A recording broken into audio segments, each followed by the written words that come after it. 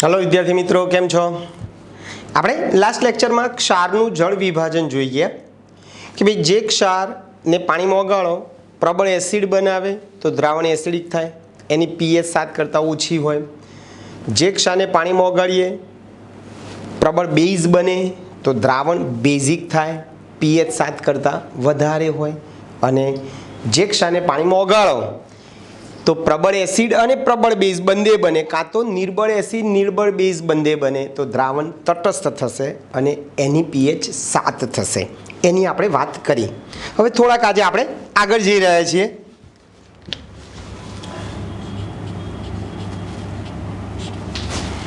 થોડીક થિયરી આજે જોઈ લઈએ આપણે.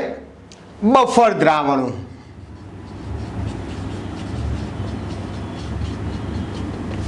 બફર દ્રાવણ તો બફર દ્રાવણો જે છે એ એકચ્યુઅલી આપણા શરીરમાં કેટલાક દ્રવ એટલે લોહી છે કે પેશાબ છે, એ બધાની pH ફિક્સ હોય, નિશ્ચિત હોય. જો એની pHમાં ફેરફાર થાય તો આપણા શરીરમાં થતી પ્રક્રિયાઓમાં, જૈવ રાસાયણિક પ્રક્રિયાઓમાં ફેરફાર થાય છે. એટલે આપણા શરીરમાં રહેલા લોહી કે પેશાબ જે કંઈ દ્રવ્ય જે છે, દ્રવ, એની pH અચળ રાખવી જરૂરી છે. ઘણી બધી જૈવ રાસાયણિક પ્રક્રિયાઓ છે, ઔષધીય પ્રક્રિયાઓ છે, સૌંદર્ય પ્રસાધનોની બનાવટો છે, એ બધા દરમિયાન તમારે pHને કંટ્રોલમાં રાખવી જરૂરી છે. તો આ pHને કંટ્રોલમાં રાખનાર દ્રાવણને આપણે બફર દ્રાવણ કહીશું, ટૂંકમાં કહેવું હોય તો. તો આપણા શરીરમાં રહેલ દ્રવ, પેશાબ, લોહી, પેશાબ દ્રવની pH નિશ્ચિત હોવી જરૂરી છે. જો તેમની pH બદલાય, વિચલન થાય તો જૈવિક પ્રક્રિયાઓમાં વિકૃતિ આવી શકે છે. આથી pH ને નિયંત્રિત કરવા માટે જે દ્રાવણો વપરાય છે તેને આપણે શું કહીશું ભાઈ? બફર દ્રાવણ. બફર દ્રાવણ કહીશું, બરાબર છે ભાઈ? એટલે બફર દ્રાવણની મારે વ્યાખ્યા આપવી હોય તો આમ આપી શકું. એવું દ્રાવણ કે જેને તમે મંદ કરો, બરાબર છે? એવું દ્રાવણ કે જેને મંદ કરતા કે તેમાં અલ્પ પ્રમાણમાં એસિડ કે બેઝ એટલે આલ્કલી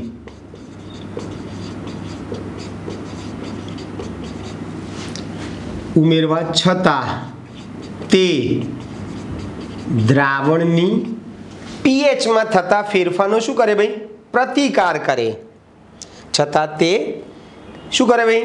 દ્રાવણની pHમાં થતા ફેરફારનો પ્રતિકાર કરે. ઉમેરવા છતાં તે દ્રાવણની pHમાં થતા ફેરફારનો પ્રતિકાર કરે છે. pH બદલવા દેતું નથી, પ્રતિકાર કરે છે. તેને બફર દ્રાવણ કહીશું.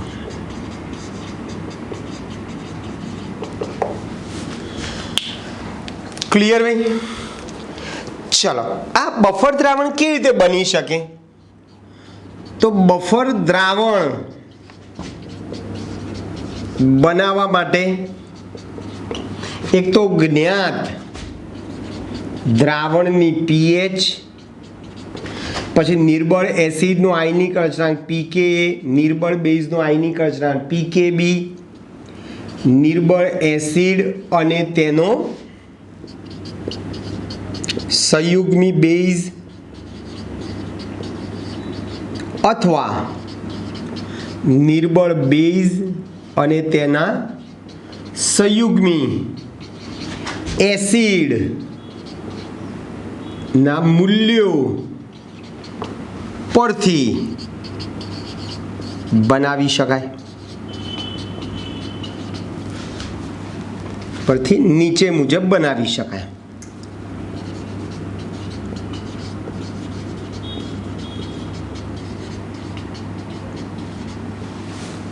ચાલો, આપણે બફર દ્રાવણના 3 પ્રકાર છે એકચ્યુઅલી.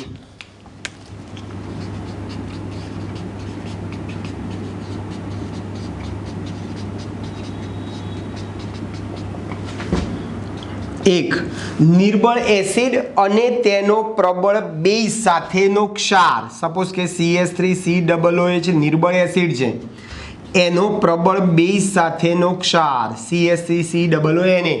આ બંનેની સપ્રમાણતા એટલે કે બંનેની મોલર સાંદ્રતા સરખી રાખીને તમે બફર દ્રાવણ બનાવી શકો છો. આ એસિડિક બફર બનશે.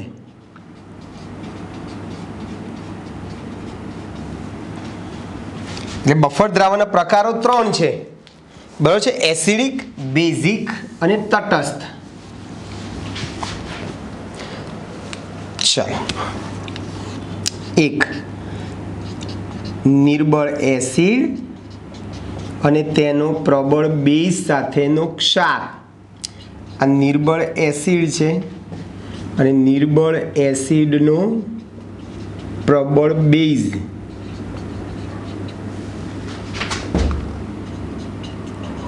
નો ક્ષાર. આ બંનેને ભેગા કરો તો એસિડિક બફર દ્રાવણ બને.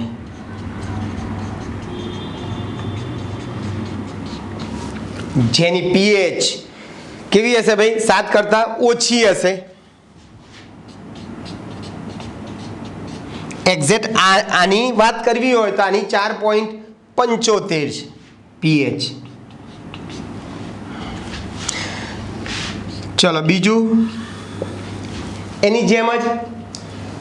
ચલો, નિર્બળ બેઝ NH4OH અને તેનો પ્રબળ એસિડ સાથેનો ક્ષાર, બેને ભેગા કરો તો બેઝિક બફર દ્રાવણ બને. બેઝિક બફરની પીએચ 7 કરતાં વધારે હોય. આ લગભગ 9.25 છે આની.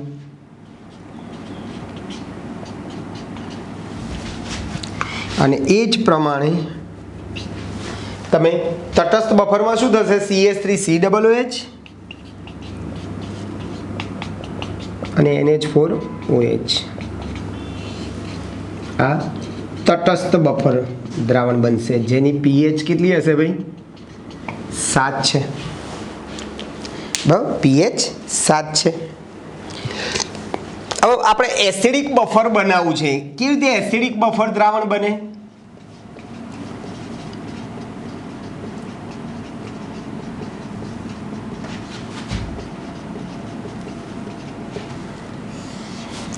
ચલો, એસિડિક બફર દ્રાવણ બનાવવા માટે મેં તમને અહીંયા લખ્યું કઈ કઈ વસ્તુ જોઈએ, બરાબર છે?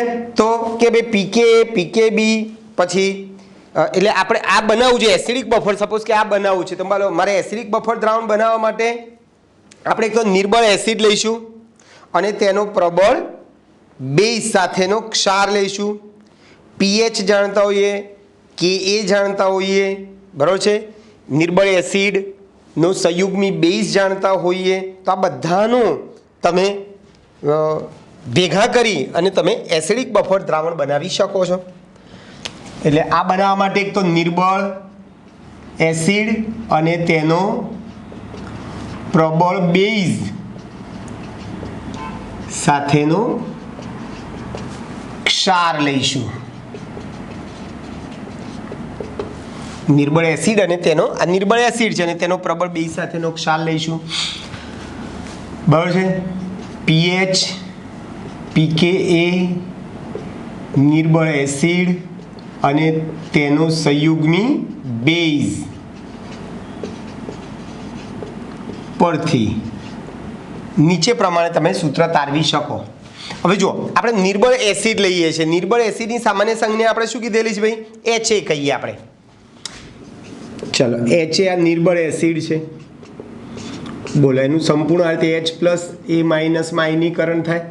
ચલો આના માટે કે નું સૂત્ર લખો તો આમ લખાય H પ્લસ એ માઇનસ અપોન શું થાય HA. તમારે આમ ના લખવું હોય તો આ પાણીવાળી પ્રક્રિયા લખવી તો એ મને વાંધો નથી, વત્તા પાણી લખશો તો તમારું આમ થશે એ માઇનસ વત્તા H3O પ્લસ. તમે આમ લખો એ માઇનસ H3O પ્લસ. બરાબર છે. ચાલો માટે H3O પ્લસ બરાબર શું થાય કે એ HA અપોન એ માઇનસ. ચાલો બંને બાજુ માઇનસ લોગ લેતા. ચાલો માઇનસ લોગ H3O પ્લસ બરાબર માઇનસ લોગ કે એ માઇનસ લોગ HA અપોન એ માઇનસ.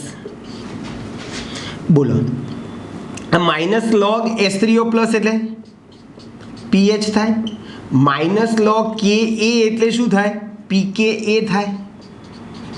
આ માઇનસ છે તો હું અહીંયા માઇનસની જગ્યાએ પ્લસ કરી દઉં તો શું થઈ જાય લોગ ઉપર એ માઇનસ થઈ જશે, આ ઉપર જશે આ નીચે આવશે. માટે PKA બરાબર PKA ને આ બદલાઈ દઉં અથવા તો આને આ બદલાઈએ તો શું થાય PH માઇનસ લોગ એ માઇનસ અપોન HA. સરસ મજાનું સૂત્ર થઈ ગયું ભાઈ. PKA બરાબર શું થશે ભાઈ, શું થશે PH minus log A upon HA. હવે આપણે PH આ સૂત્ર લખો તો વાંધો નથી,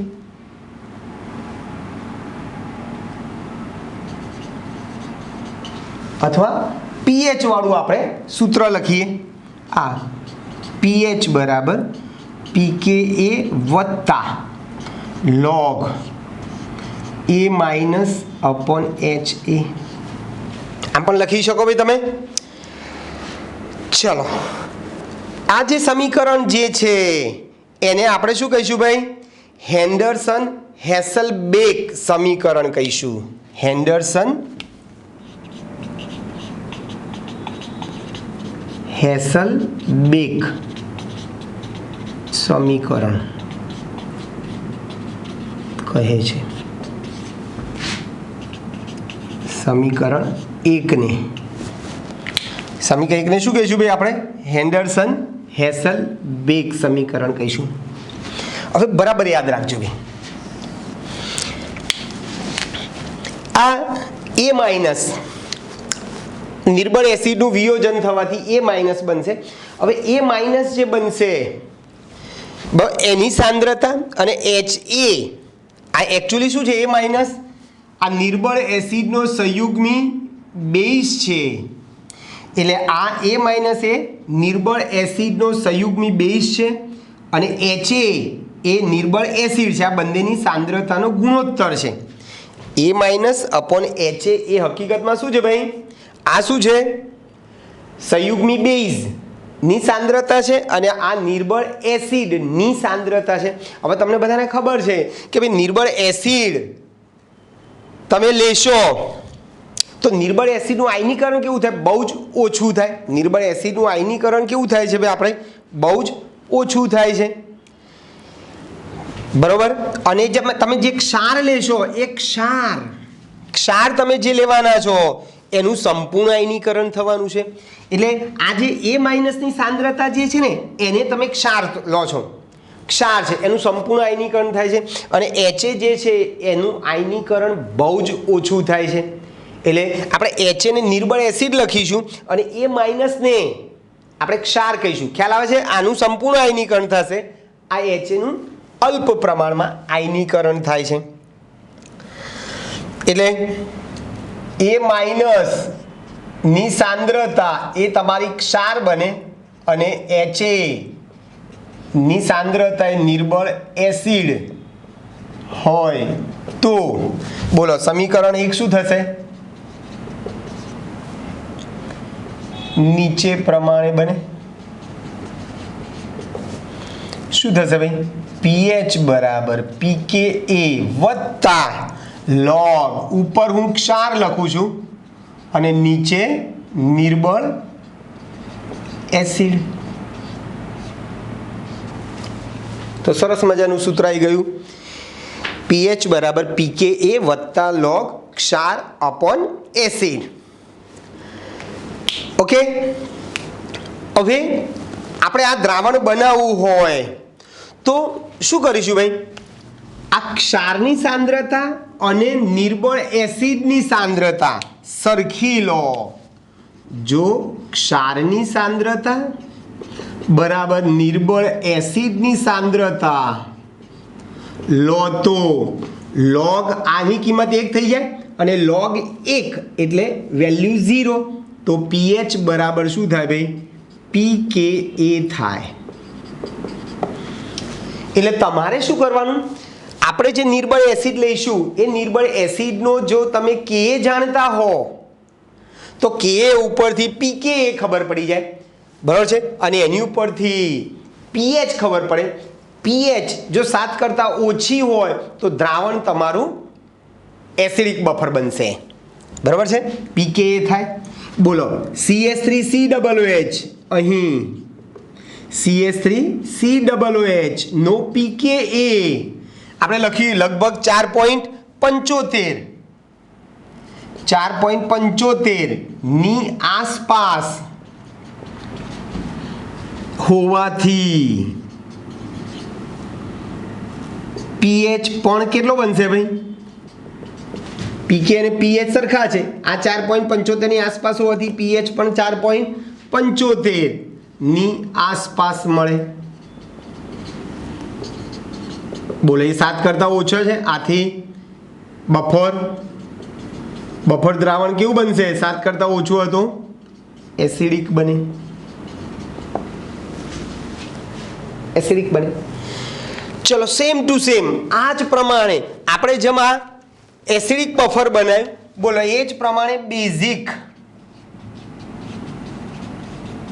બફર દ્રાવણ બનાવવા માટે તમારે સૂત્ર લખવું હોય, જેમ આ સૂત્ર છે અથવા તો આ સૂત્ર જે છે એ પ્રમાણે તમારે લખવું હોય તો તમે લખી શકો છો. આની જેમ જ જરાય ફેરફાર નહીં ભાઈ. ખાલી પીએચ ની જગ્યાએ તમે શું લખશો ભાઈ? POH લખવાનું અને પીકે ની જગ્યાએ PKB. એટલે શું થશે? POH બરાબર PKB વત્તા લોગ, ઉપર ક્ષાર જ છે અને નીચે નિર્બળ બેઝ છે, અથવા નિર્બળ બેઝ છે નીચે અને ઉપર એનો સંયુગ્મી એસિડ છે. અહીંયા પણ આ સૂત્ર મુજબ જો ક્ષાર અને બેઝની સાંદ્રતા સરખી લેશો તો POH બરાબર PKB થઈ જાય. POH બરાબર શું થઈ જાય? PKB થઈ જાય, બરોબર. તો તમે આ રીતે લખવું હોય તો લખી શકો. એટલે આપણે એક સ્ટેપ લખીએ, આ લખીએ.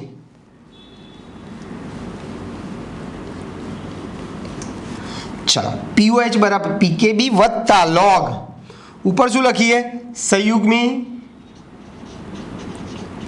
એસિડ અને નીચે નિર્બળ બેઝ.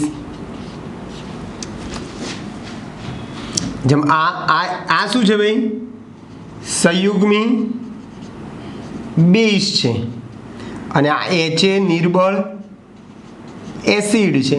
તો એ જ પ્રમાણે અહીંયા લખી શકું ભાઈ, POH બરાબર PKB વત્તા લોગ સંયુગ્મી એસિડ છેદમાં નિર્બળ બેઝ. ચલો હવે બફર દ્રાવણની પીએચ આપણે નક્કી કરવી હોય, અહીંયા મેં POH લખેલું છે, મારે પીએચ નક્કી કરવી છે. તો હવે તમને બધા ખબર ને પીએચ વત્તા POH નો સરવાળો કેટલો થાય ભાઈ? 14 થાય. આપણે અગાઉ સાબિત કરી દીધું છે. પીએચ વત્તા POH નો સરવાળો કેટલો થાય? 14 થાય. ચલો પછી આ પણ તમને ખબર છે કે પીએચ વત્તા POH બરાબર PKW. આમ પણ તમે લખી શકો PKW ની કિંમત કેટલી છે ભાઈ? 14 છે. લખી શકાય. અને આમ પણ તમે લખી શકો PKA વત્તા PKB, PKA વત્તા PKB બરાબર PKW. આ સૂત્રો પણ આપણે અગાઉ લખેલા છે. એટલે આપણે શું કરીશું ભાઈ કે આમાંથી આપણે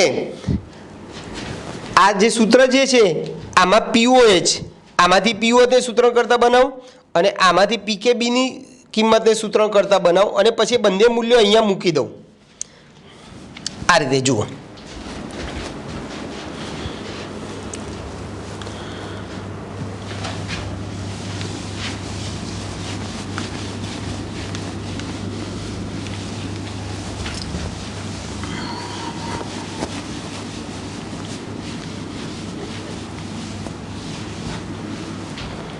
શું કરીશું ભાઈ?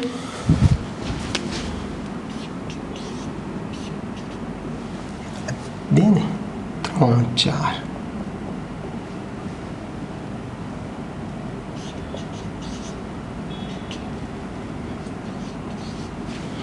ચાલો શું કરીશું ભાઈ આપણે?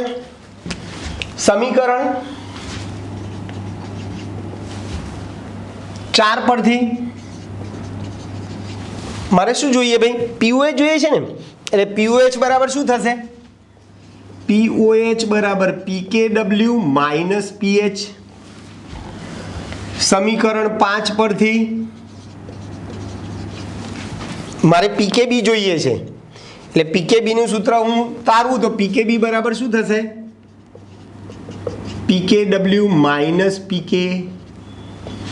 ચાલો આ બંને કિંમતો સમીકરણ 3 માં મૂકી દો.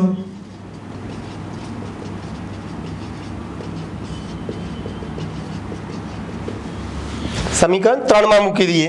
બોલો POH ની જગ્યાએ હું શું લખું? PKW માઇનસ PH બરાબર PKB ની જગ્યાએ હું શું લખું ભાઈ?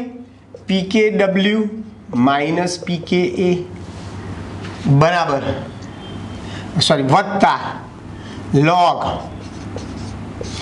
સંયુગ્મી એસિડની સાંદ્રતા છેદમાં નિર્બળ બેઝ. લખાય આ રીતે? ચાલો શું કરશું ભાઈ?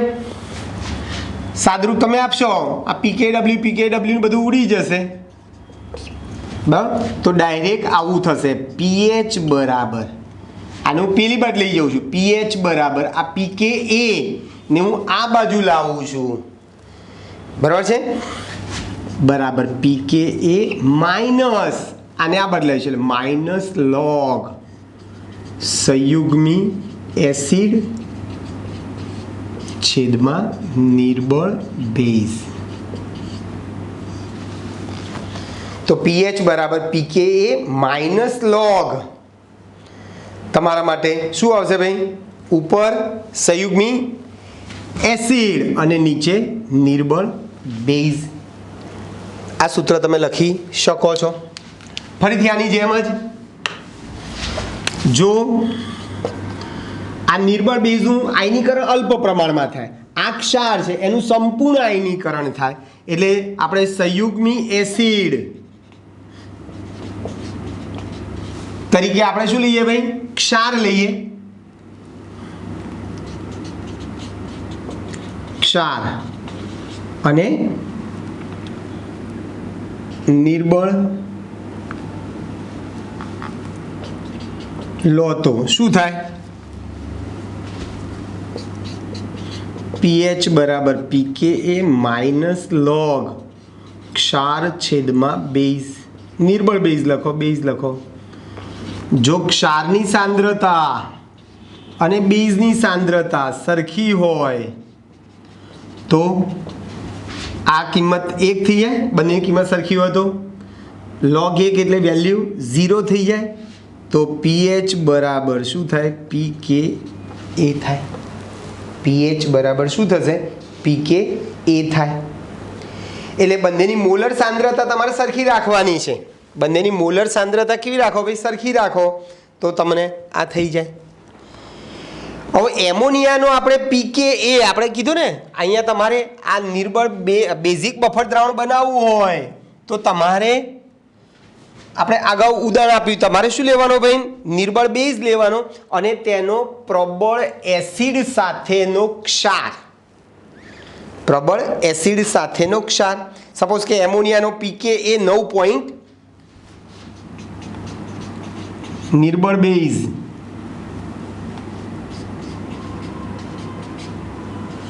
નો પીકે એ લગભગ 9.25 છે, બરાબર?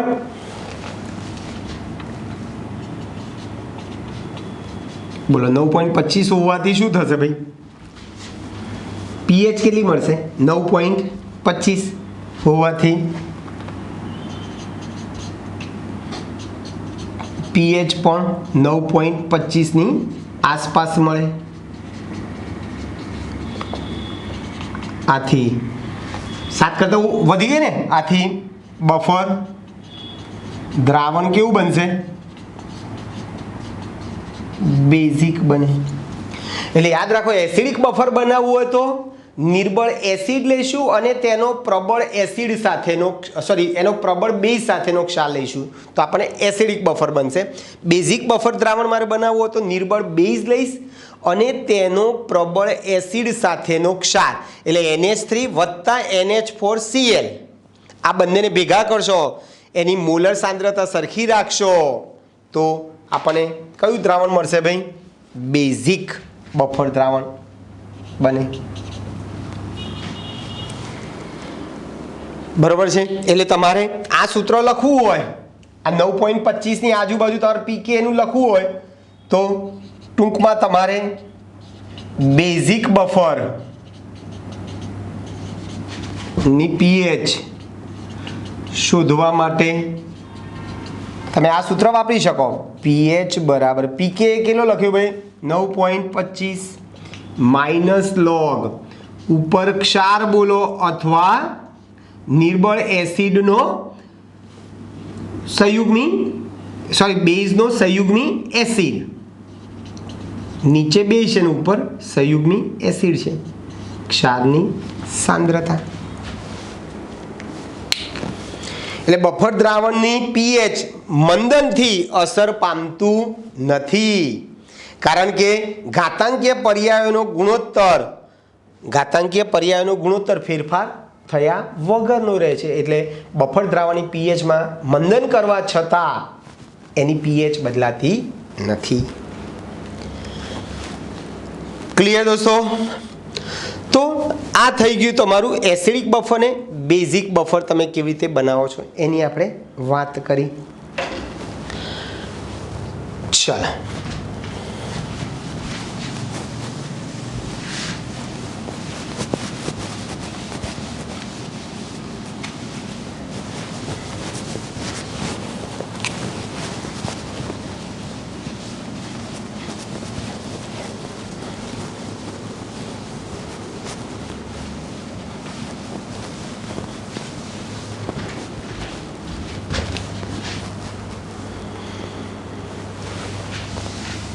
તો તમારે બફર ટૂંકનોંધ પૂછે તો તમારે આ બફર દ્રાવણની એસિડિક બફર દ્રાવણની પીએચ શોધવી હોય, બેઝિક બફર દ્રાવણની પીએચ શોધવી હોય તો તમે આ જે સૂત્રો આપણે તારવ્યા એ સૂત્રને આધારે તમે બફર દ્રાવણની પીએચ શોધી શકો છો. એના દાખલાની પ્રેક્ટિસ પછી કરીએ છીએ આપણે. ચલો પછી છે અલ્પ દ્રાવ્ય ક્ષાર ના દ્રાવ્યતા સંતુલન. અલ્પ દ્રાવ્ય ક્ષાર માટે સંતુલન અચળાંક. બરાબર છે? સંતુલન અચળાંક દ્રાવ્યતા સંતુલન અચળાંક KSP.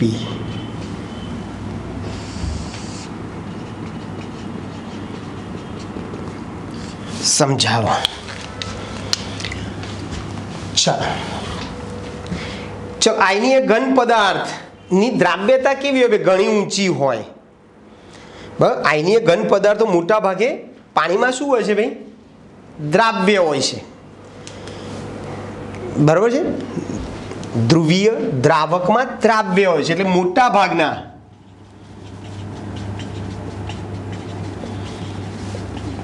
આયનીય ઘન પદાર્થો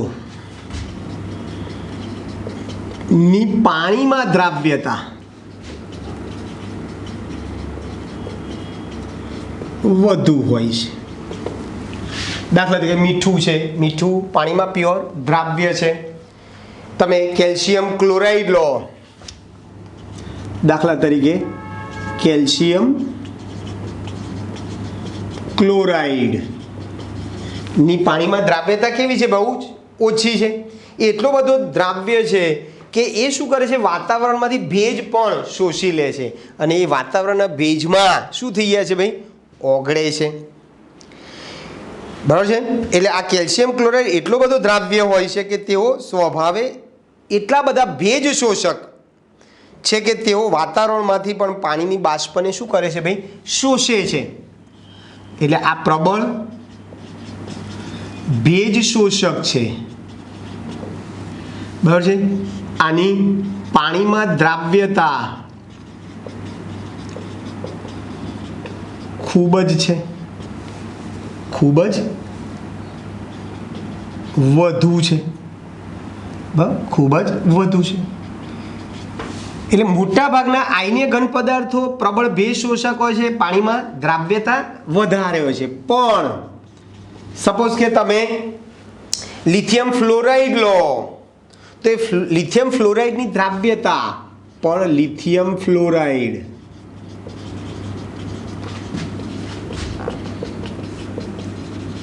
ક્ષારની દ્રાવ્યતા કેવી છે ભાઈ? ખૂબ જ ઓછી છે. તો તમે જોઈ શકો કેલ્શિયમ ક્લોરાઇડની દ્રાવ્યતા ખૂબ જ વધારે છે, પણ લિથિયમ ફ્લોરાઇડની દ્રાવ્યતા બહુ જ ઓછી છે. તો કે સાહેબ આ દ્રાવ્યતાનો આધાર કોની પર છે? કોઈ પણ ક્ષારની કોઈ પણ દ્રાવકમાં દ્રાવ્યતાનો આધાર એક તો દ્રાવક યોજન એન્થાલ્પી અને લેટાઇસ એન્થાલ્પી ઉપર રહેલો છે. બરોબર છે ભાઈ? શું કીધું? દ્રાવ્યતાનો આધાર કોની પર છે?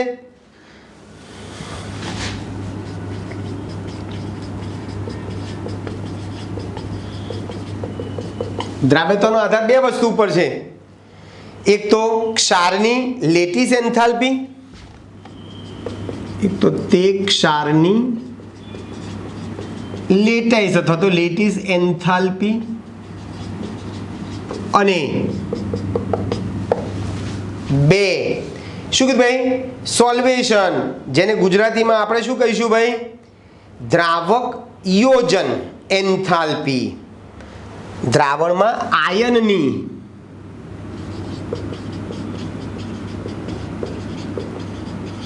આયનની દ્રાવક યોજન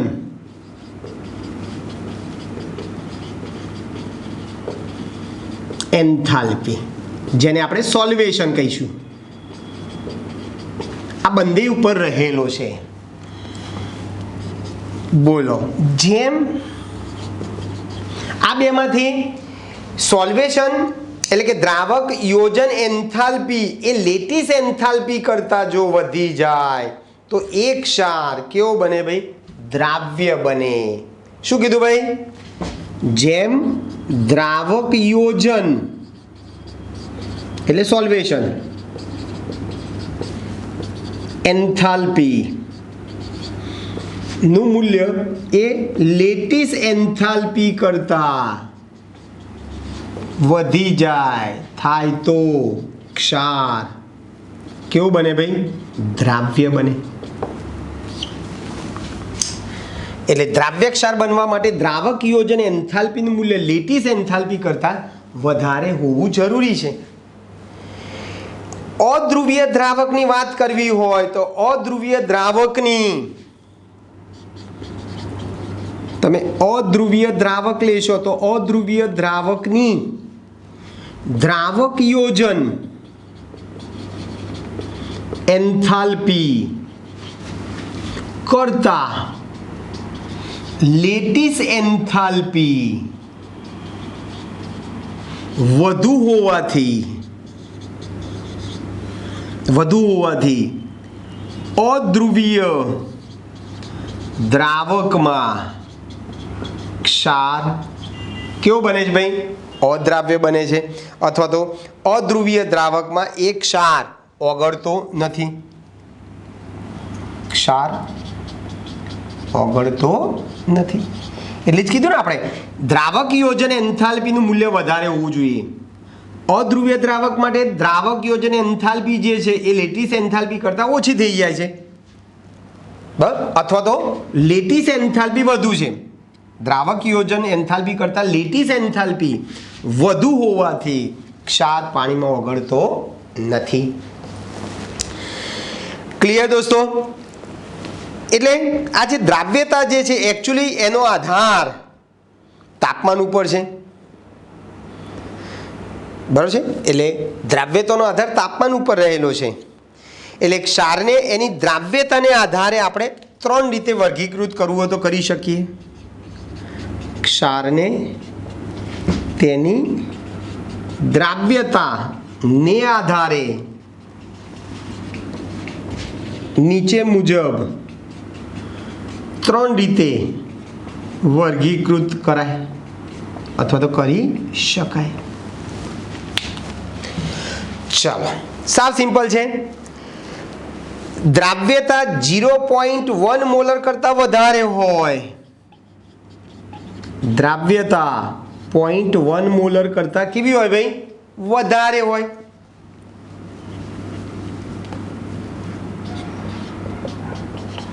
દ્રાવ્યતા 0.1 મોલર કરતાં વધારે હોય તો એને આપણે દ્રાવ્ય ક્ષાર કહીશું.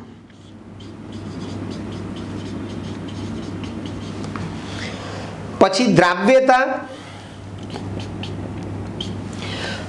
0.01 કરતાં વધારે, 0.01 મોલર કરતાં દ્રાવ્યતા વધારે, પણ 0.1 કરતાં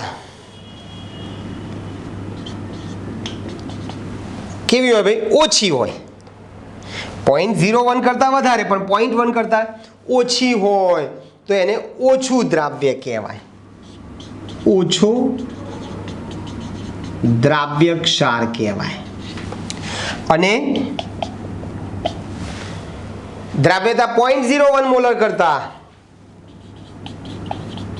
દ્રાવ્યતા 0.01 મોલર કરતાં કેવી હોય ભાઈ?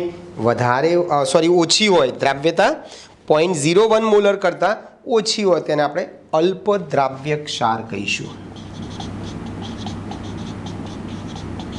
એટલે અલ્પ દ્રાવ્ય ક્ષારની દ્રાવ્યતા 0.01 મોલર કરતાં ઓછી હોય છે,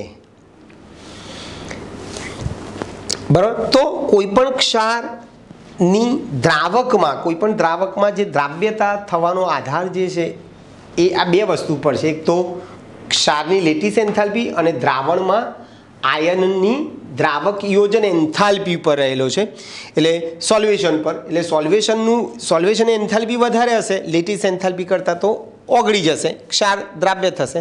અને જો લેટિસ એન્થાલ્પી વધારે હશે તો ક્ષાર ઓગળશે નહીં. દ્રાવ્યતાના આધારે એનું 3 રીતે વર્ગીકરણ તમે કરી શકો છો. દ્રાવ્યતા 0.01 કરતાં 0.1 કરતાં ઓછો તેને દ્રાવ્ય ક્ષાર, અને 0.01 મોલર કરતાં, આ 0.1 કરતાં વધારે હોય તેને દ્રાવ્ય ક્ષાર, અને 0.01 મોલર કરતાં ઓછી હોય તો એને આપણે અલ્પ દ્રાવ્ય ક્ષાર કહીશું. તો આવા અલ્પ દ્રાવ્ય ક્ષાર માટે દ્રાવ્યતા ગુણાકાર અચળાંક એકચ્યુઅલી અલ્પ દ્રાવ્ય ક્ષાર માટે દ્રાવ્યતા ગુણાકાર અચળાંક અથવા તો દ્રાવ્યતા સંતુલન અચળાંક KSP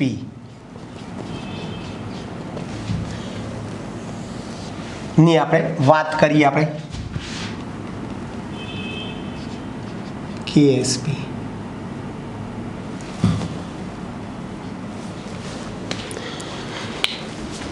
ચલો આપણે ઉદાહરણથી સમજીએ કે બેરિયમ સલ્ફેટ જેવો ઘન તેના સંતૃપ્ત જલીય દ્રાવણના સંપર્કમાં હોય છે. બેરિયમ સલ્ફેટ એટલે કે BaSO4 એ તેના સંતૃપ્ત જલીય દ્રાવણના સંપર્કમાં હોય ત્યારે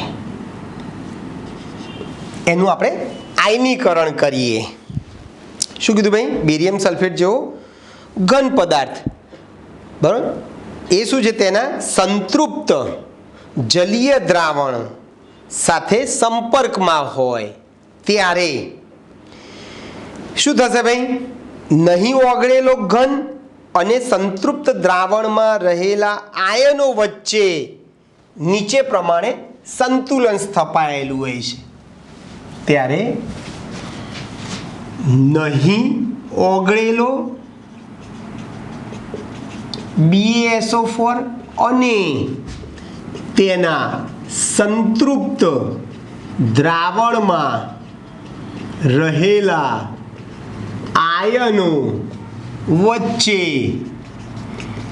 નીચે પ્રમાણે સંતુલન સ્થપાયેલું હોય છે.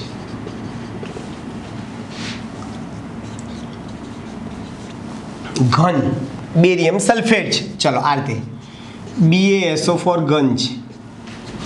બોલે એનું સંતૃપ્ત દ્રાવણ લો, તેમાં અલ્પ, જો આપણે અલ્પ દ્રાવ્યક્ષાર કીધું છે. અલ્પ દ્રાવ્યક્ષાર એટલે જેની સાંદ્રતા અથવા તો દ્રાવ્યતા 0.01 મોલર કરતાં ઓછી છે.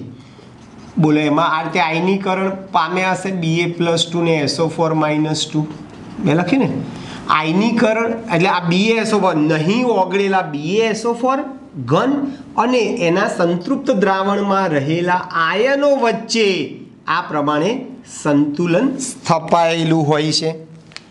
હવે શું કરશું ભાઈ? સંતુલન સ્થપાયેલું હોય છે. ચલો આના માટે આપણે સંતુલન અચળાંકનું સૂત્ર તમારે લખવું હોય તો તમે સંતુલન અચળાંકનું સૂત્ર પણ લખી શકો છો, બરાબર. આ રીતે Kc બરાબર, Kcનું સૂત્ર શું થશે ભાઈ? આયનો ઉપર લખીએ છીએ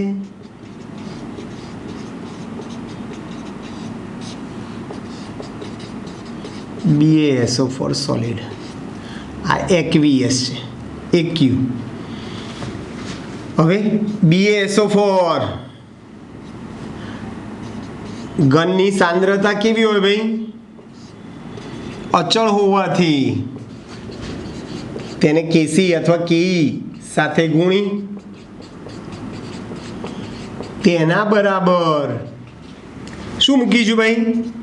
KSP મૂકતા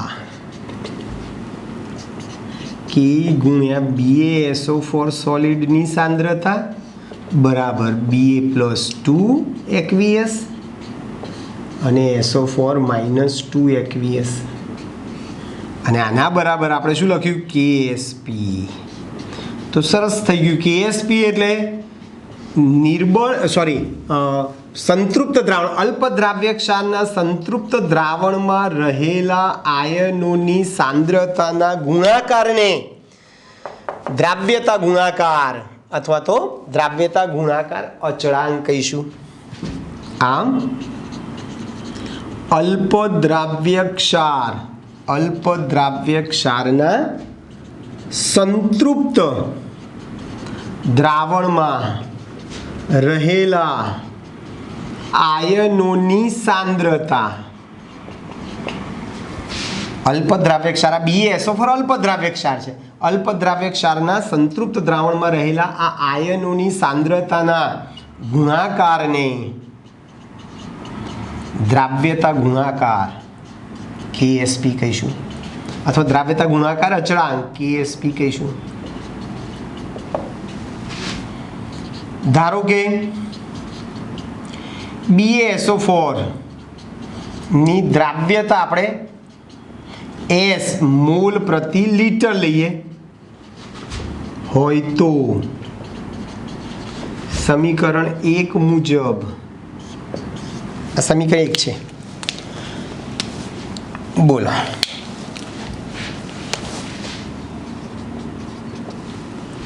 આને સમીકરણ 1 આપીએ. ચલો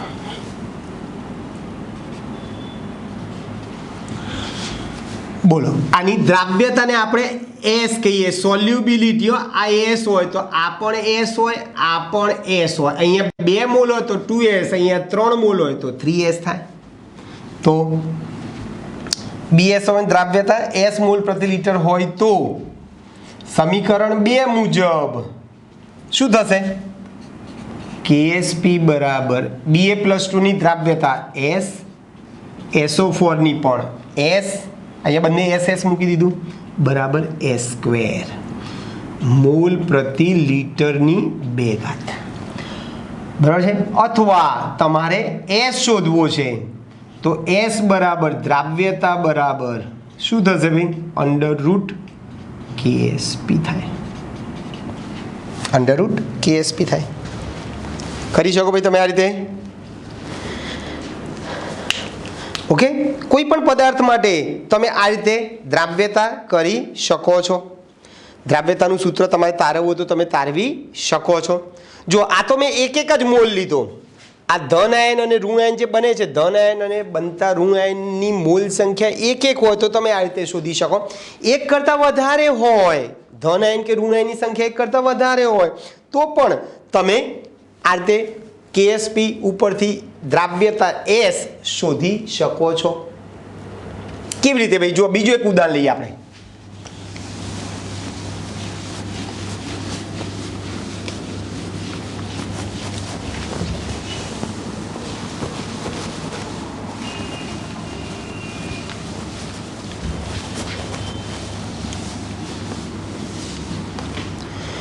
જો ઝિર્કોનિયમ ફોસ્ફેટ, ઝિર્કોનિયમ ફોસ્ફેટ જેનું સૂત્ર શું છે ભાઈ?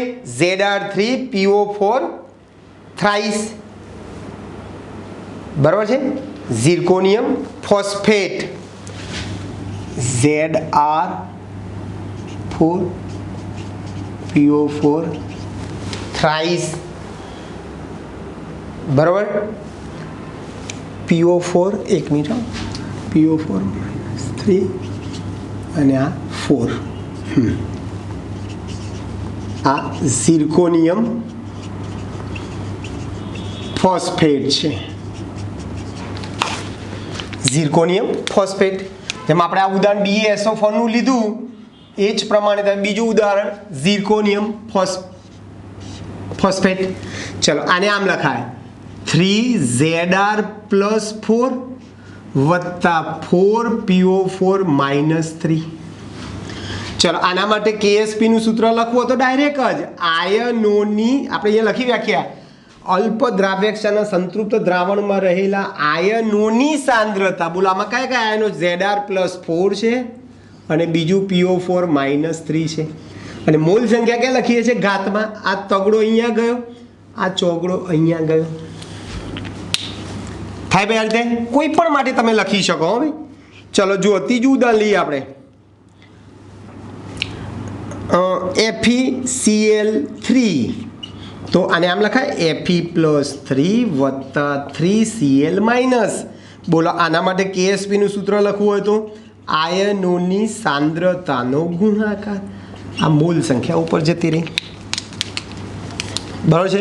ચલો દ્રાવ્યતાને આપણે S કહીએ તો અહીંયા જેટલા એટલા S લખવાના. આ 3S થાય, 3 મોલ છે. અહીંયા 4S થાય. ચલો દ્રાવ્યતાને આપણે S કહીએ, સોલ્યુબિલિટી કહીએ તો આ S થાય, આ 3S થાય. બસ કિંમત મૂકો. Zr+4 3S ની 3 ઘાત, આ 4S ની 4 ઘાત. બરાબર છે. તો આનું તમે સાદુરૂપ આપી શકશો ભાઈ તો લગભગ 6912 S ની 3 અને 4 S ની 7 ઘાત થશે. S ની 7 ઘાત થશે.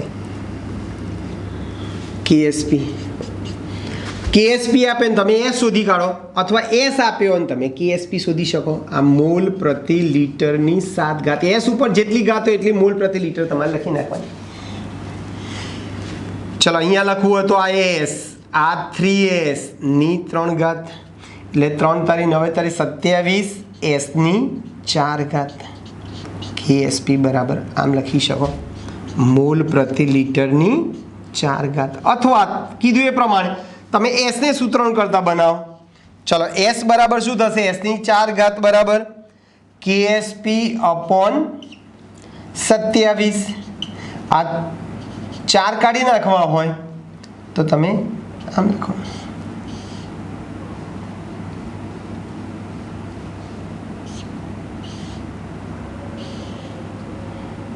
ચતુર્થમાં.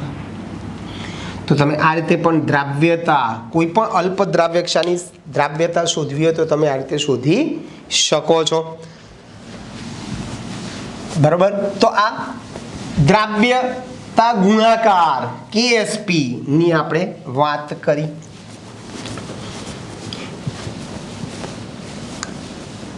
આવતા લેક્ચરમાં આપણે આ દ્રાવ્યતા ગુણાકાર વાળા જે સૂત્રો તારવ્યા, આ સૂત્ર આધારિત આપણે દાખલાની પ્રેક્ટિસ કરીશું. ઓકે દોસ્તો, તો અહીં સુધી આપણે રાખીએ છીએ, બાકીનું નેક્સ્ટ ટાઈમ. ઓકે, મળીએ, બાય.